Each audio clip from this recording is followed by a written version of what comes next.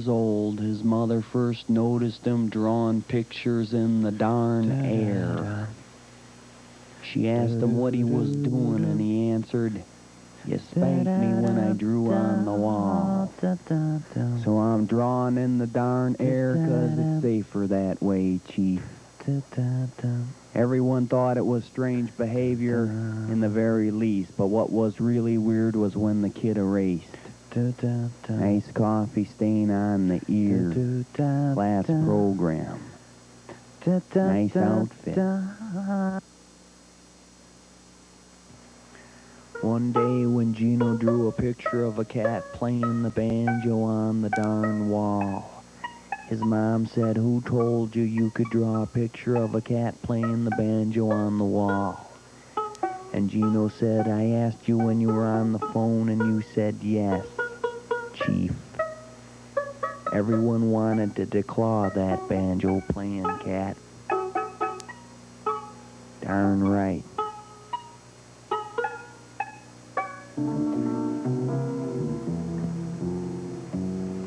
His mom gave him a gosh darn sketch pad, and he promptly drew a scathing portrait of the next-door neighbor, whose fence resembled the Berlin Wall around his home to keep out children and gosh darn dogs. He taped the picture to the wall, but when the tape didn't stick, he used spray paint, and he signed it The Mad Cartoonist. When he was 6, he drew on his 2-year-old brother's stinky diaper and signed it The Mad Cartoonist.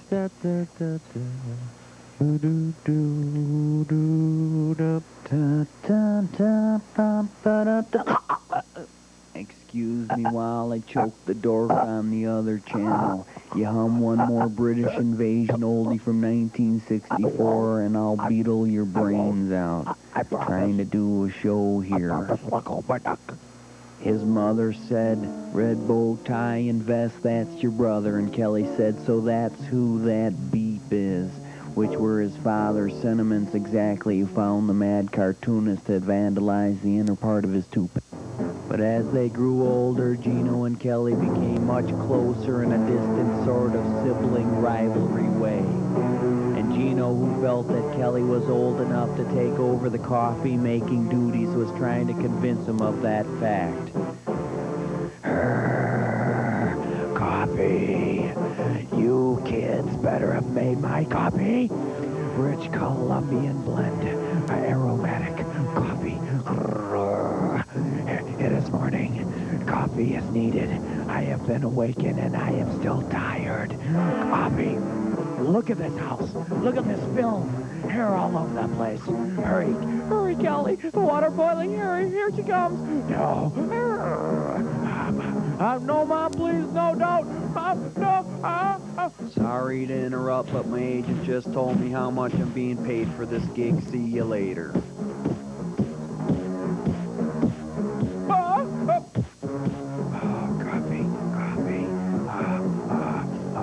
Glug, glug, glug, glug.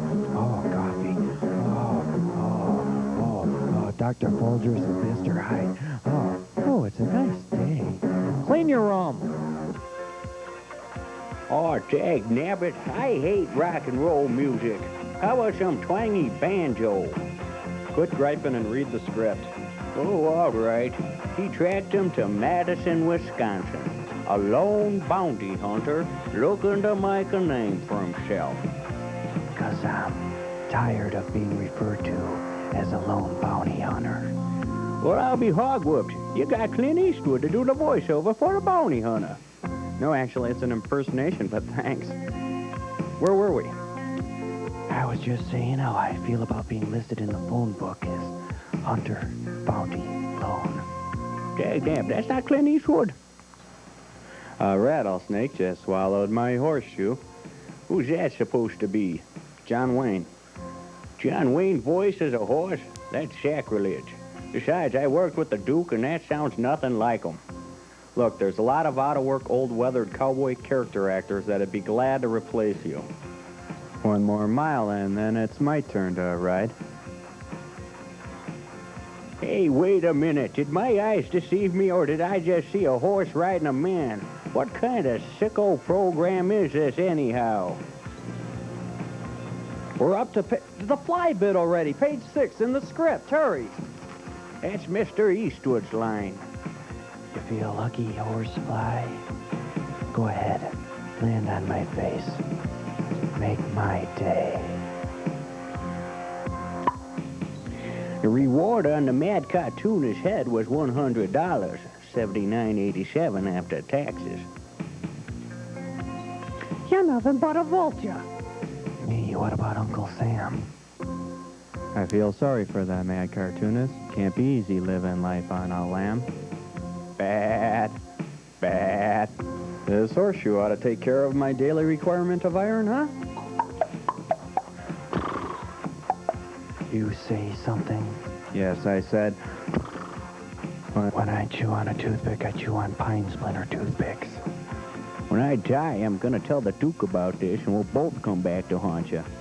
Look, it's true I wanted an ornery old goat to narrate, but if you don't cooperate, I'll have to let you go. Who you calling old? Read the script. Meanwhile, somewhere in Madison, the Mad Cartoonist has the tough job of entertaining his 3-year-old son on a rainy day. Theme music plays.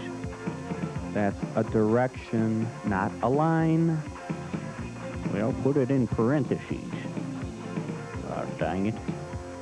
Cute kid. A mad cartoonist and a son, Cal, wait for the rain to stop falling. Beautiful, Mr. Stewart. It's not fit weather for a duck. Can we feed the ducks, Daddy? Me and my big mouth.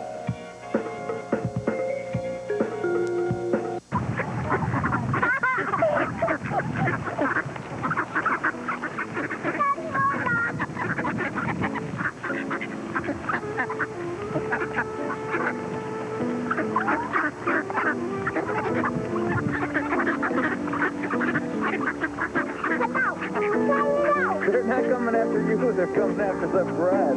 Throw the bread.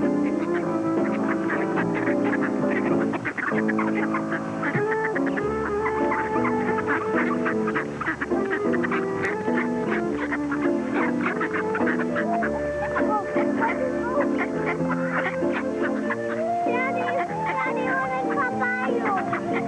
You want to come by me? You can come by me. Want to throw some more bread?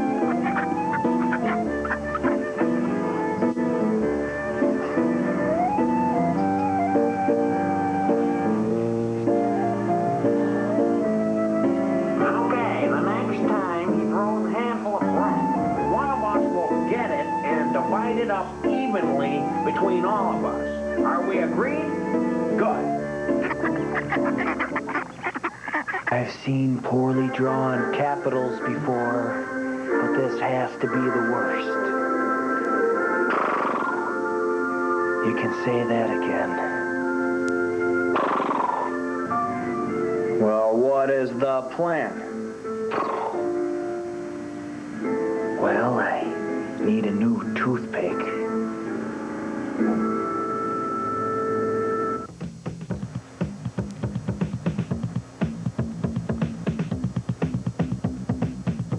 Welcome to America's Most Misunderstood.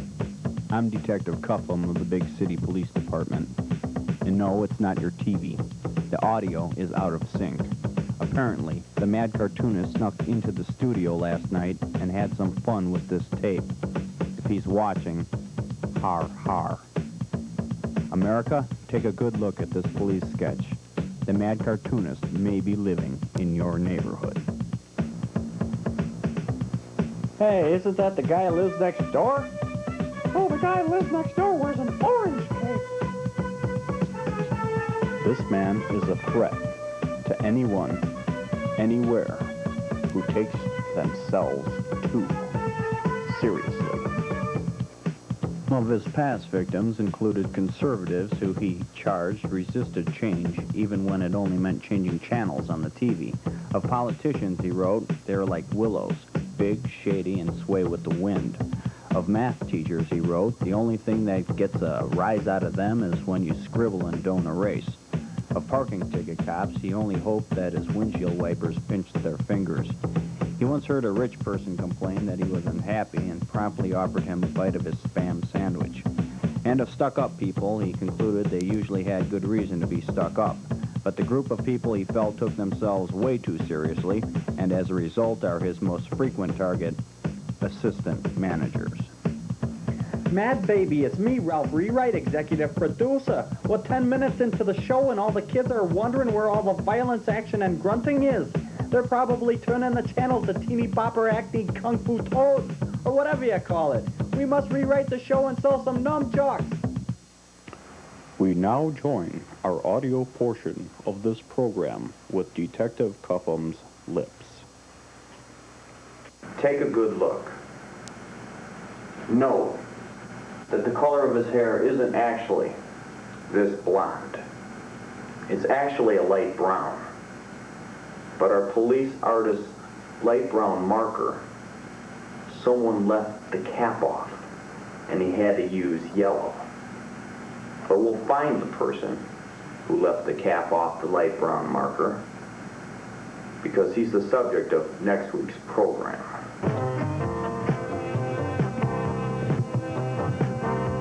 Cal, there's a spider in the room. Yeah, well, so you stay on your side of the room and I'll stay on mine. Is that camera on?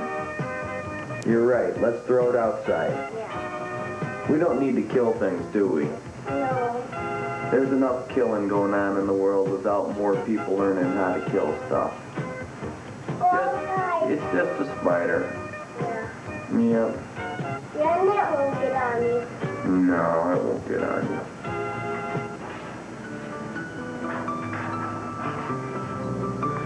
I'm going, I know where I'm not wanted. Another homeless spider. Hey, will you turn that darn camera off? Give me a little dignity, huh? It'll take a while to pack all these suitcases. You expect us to get all sentimental over a spider? Grab a boot and squish him. That's it, you're fired. Mr. Stewart will be replacing you. Well, sorry about that, Gramps. Who you calling Gramps, you old black and white fossil? Go to bed now. Take your shoes off. Gate open. So I can't take them off. Yes, you can. See? You're 3 years old. You can take your shoes off.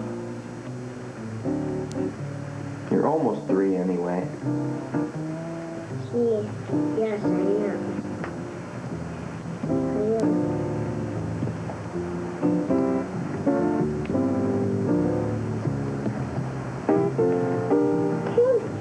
Take this off.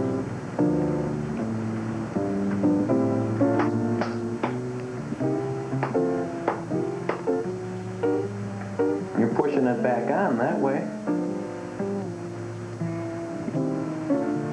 Pushing it down. Pushing it back on that way. Yeah, Why? because you're hitting it on the bottom. I wanted to take it off, I guess. Want help? Can't do that. There you go. Meanwhile, not very far away... Doc! What was it? Did it almost hit me? One day when I'm a big star, I'm gonna regret ever taking this part. Ha ha ha. I'm just silly and you're silly. You're silly and Mom is too.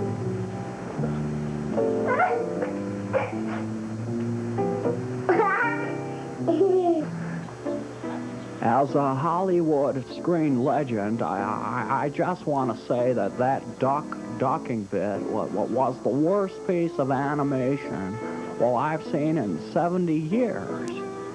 I heard you sing in that Lassie movie. I wouldn't be so quick to criticize. You seen this man? Yes, actually, he and his 3-year-old son fed us bread today. He's a wanted criminal, and I've come to take him in. He's America's 11th most wanted misdemeanor offender.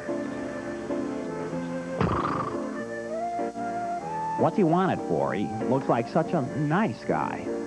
Of course, his bread could have been a little fresher. Hey, Mad Baby, it's me, Ralph Rewrite, executive producer. I must protest. 40 years in the business, I've learned a few things. And I have to say, the show stinks. He's a menace to society, and they want me to censor him. So, Duck. What? What is it, for crying out loud? Why do you keep telling me to duck? It's that kind of sick sense of humor that makes him a wanted man, huh? What do you say you help me quack this case?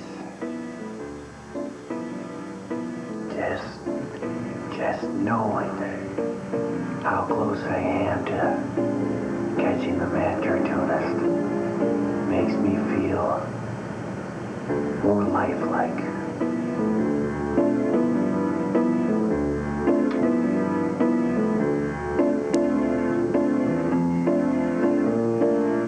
Good trusty horse.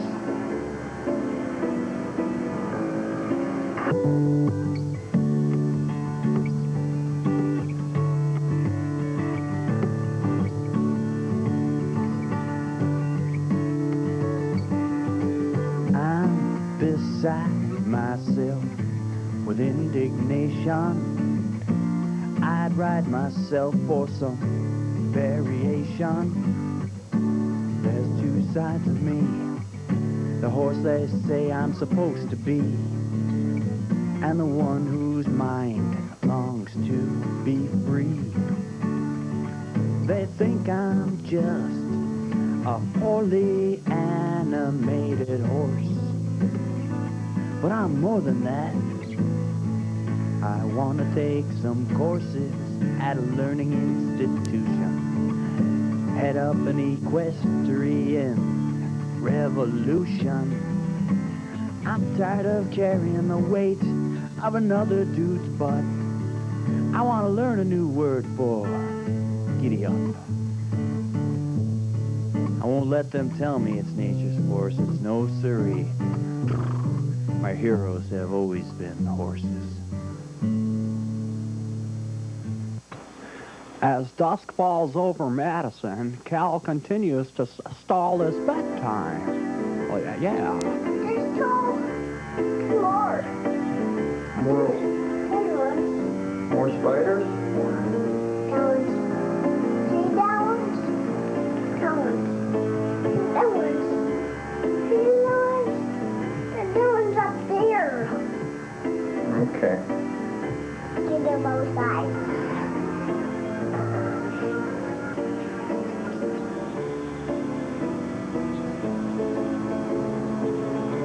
We forgot the 3 most important rules in building a web. Location, location, location.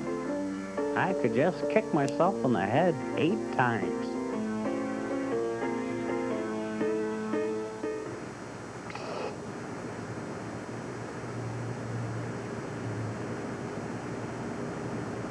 It's you, Duck. Yeah, it's me. I thought over your offer, and I decided... What have you decided, Duck? Well, I decided that a jumbo bag of popcorn with salt and butter sauce. How's it sound to you, Duck? Sounds pretty darn good. I'll tell you where that cartoonist is for this bag of popcorn. No.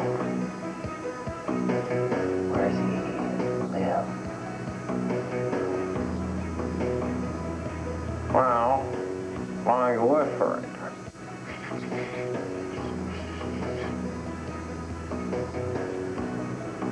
Thank you, Duck. You've done the world a big favor. Well, I just like popcorn. Good night. Good night. Thank you, Duck.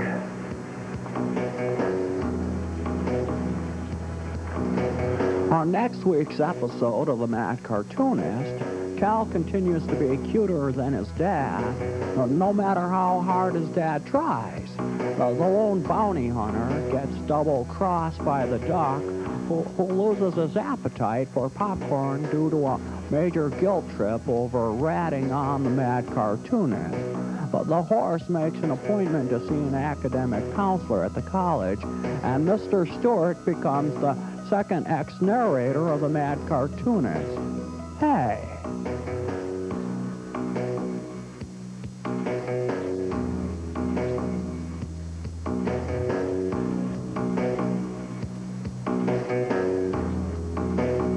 You might say the prospect of digesting an iron horseshoe has left me more than just a little rattled.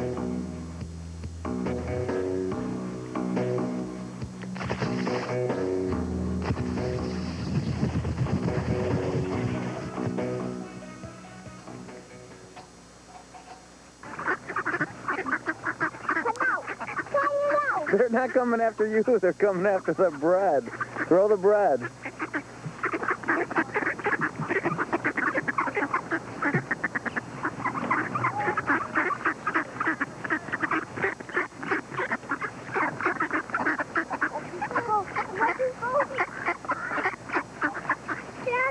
Daddy, I want to come by you.